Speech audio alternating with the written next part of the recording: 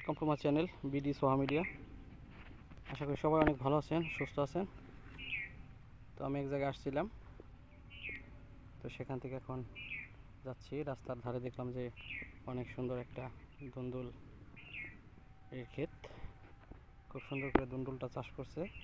এখানে দেখতে পাচ্ছেন একটা বড় ধরনের একটা এই যে মাচা, এই মাচার মধ্যে কিন্তু দুন্দুল গাছ আর অনেক দুন্দুল ধরছে।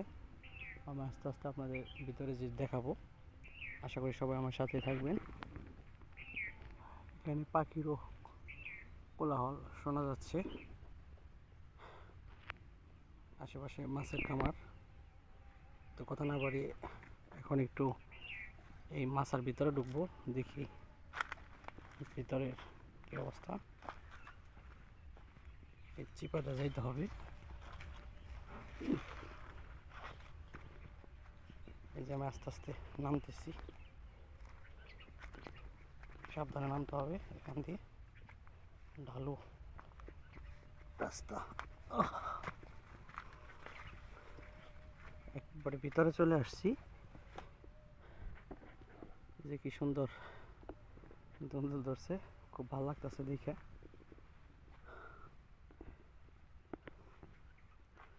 দুন্দুল চাষ কিন্তু অনেক লাভজনক, খুব অল্প পুঁজিতেই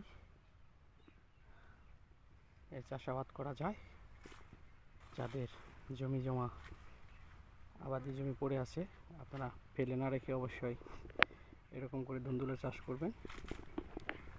আর দুন্দুল কিন্তু ধরতেই থাকে অনেক। কি সুন্দর লাগতেছে দুন্দুলগুলা।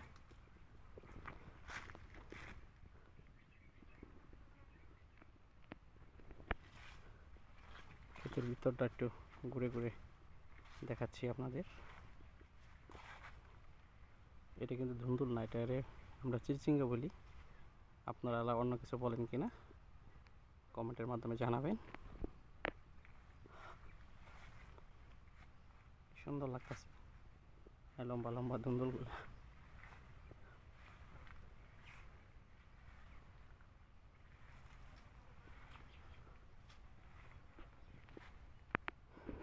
খুব সুন্দর, মাশাআল্লাহ।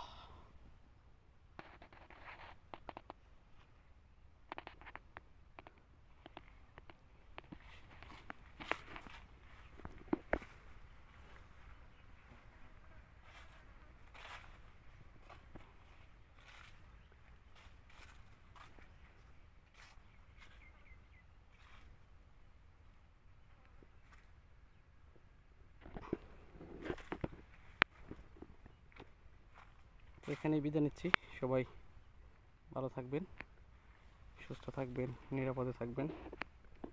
আমাদের জন্য দোয়া করবেন, আপনাদের জন্য দোয়া রইল। আল্লাহ হাফেজ। আসসালামু আলাইকুম ওয়া রাহমাতুল্লাহি ওয়া বারাকাতুহু।